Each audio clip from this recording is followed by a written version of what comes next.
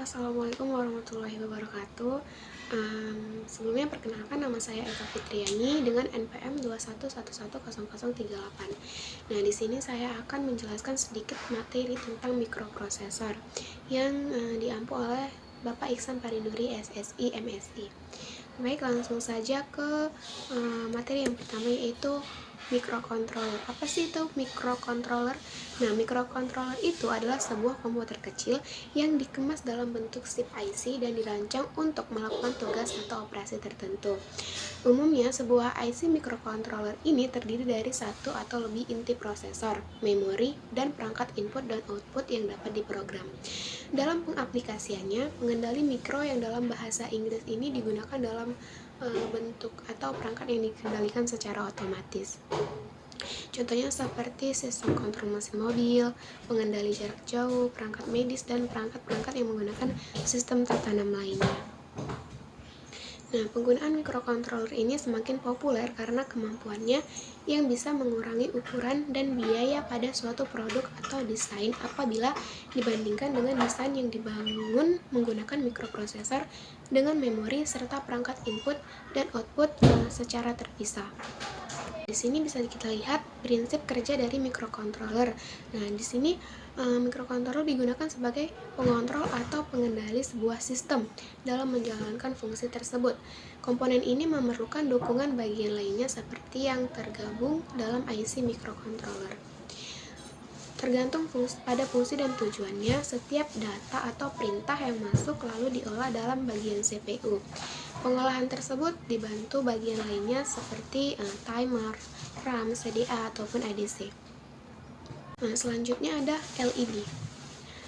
LED ini adalah komponen elektronika yang dapat memancarkan cahaya monokromatik ketika diberikan tegangan dengan bias maju.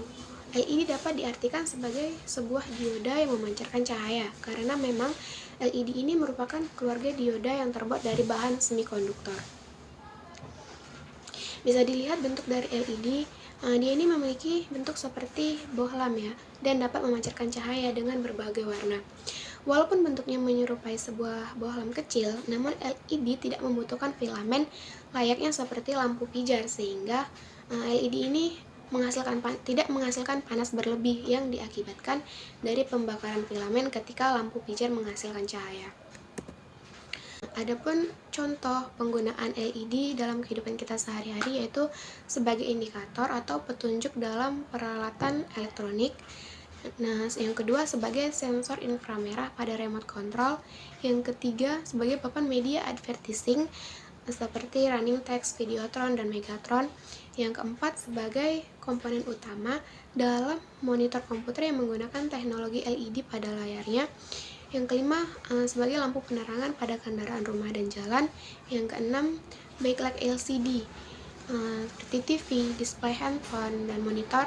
Nah, yang ketujuh sebagai lampu dekorasi interior maupun eksterior. Selanjutnya di sini sudah ada contoh program untuk menghidupkan LED, di mana kita akan menghidupkan LED dengan menggunakan metode silang, di mana menggunakan strike file atmega 8535. Selanjutnya ada 7 segment. Nah, 7 segment ini adalah suatu komponen elektronika yang bisa menampilkan angka desimal melalui kombinasi segmennya. 7 segment umumnya dipakai pada jam digital, kalkulator, multimeter display, dan panel display seperti pengatur suhu digital dan microwave oven. 7 segmen ini mempunyai 7 segmen yang dimana setiap segmen dikendalikan secara on dan off untuk menampilkan angka yang diinginkan. Angka-angka dari 0 sampai 9 dapat ditampilkan dengan menggunakan beberapa kombinasi segmen. Selain 0 sampai 9, 7 segmen juga bisa menampilkan huruf heksadesimal dari A sampai dengan F. Nah, selain itu prinsip kerja dari 7 segmen dimulai dari bilangan biner yang diinput ke switch. Nah, switch ini mengkonversi input atau masukan tersebut kemudian masuk ke decoder. Selanjutnya, decoder melakukan konversi dari bilangan biner menjadi desimal. Bilangan desimal inilah yang nantinya menjadi output dan ditampilkan pada 7 segmen. Di sini sudah ada Contoh ya, menggunakan 7 segmen dengan catatan 1 itu adalah on dan 0 itu adalah off. Bisa dilihat angka 0 sampai dengan 9, di mana untuk menampilkan digit 0, deretan yang harus dinyalakan yaitu A, B, C, D, E, dan F. Nah, sementara untuk menampilkan digit 1, deretan yang harus dinyalakan yaitu B dan C. Begitu juga seterusnya sampai dengan angka 9. Selanjutnya ada LCD. LCD ini adalah suatu jenis media display yang menggunakan kristal cair untuk menghasilkan gambar yang terlihat. Teknologi LED sudah banyak digunakan pada produk-produk seperti layar laptop, layar ponsel, layar kalkulator, dan produk elektronik lainnya. Ini merupakan contoh dari program LCD, di mana kita masih menggunakan $Recfile Atmega 8535 dan selanjutnya ada dot matrix. Nah, dot matrix ini adalah kumpulan LED yang tersusun secara baris matriks sehingga memiliki posisi X dan Y. Dengan adanya posisi fix ini, maka LED dapat dikontrol nyalanya dengan melakukan pengontrolan posisi pin X dan Y. Dot matrix dapat menampilkan tampilan dengan variasi lebih banyak tergantung dari jumlah LED pada dot matrix tersebut. Di sini sudah ada program membuat huruf dengan dot matrix. Sebagai contoh, saya ingin menampilkan huruf E. Berikut program-programnya dengan catatan port A logika 0 adalah hidup dan 1 adalah mati, dan port B logika 1 adalah hidup dan 0 adalah mati. Selanjutnya ada tombol keypad.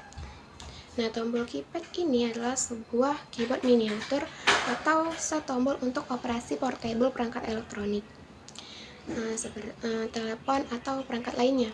Keypad merupakan sebuah rangkaian tombol yang tersusun dari huruf alfabet dari A sampai Z. Juga terdapat angka serta simbol-simbol khusus lainnya. Keypad yang tersusun dari angka-angka biasanya disebut sebagai numeric keypad.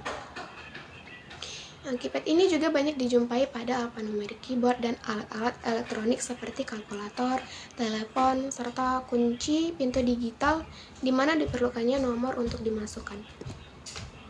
Nah, di sini sudah ada juga contoh program dari tombol keypad ya. Bisa kita lihat bersama. Oke, jadi cukup sekian penjelasan dari video yang bisa saya sampaikan. Kurang lebihnya saya mohon maaf. Assalamualaikum warahmatullahi wabarakatuh.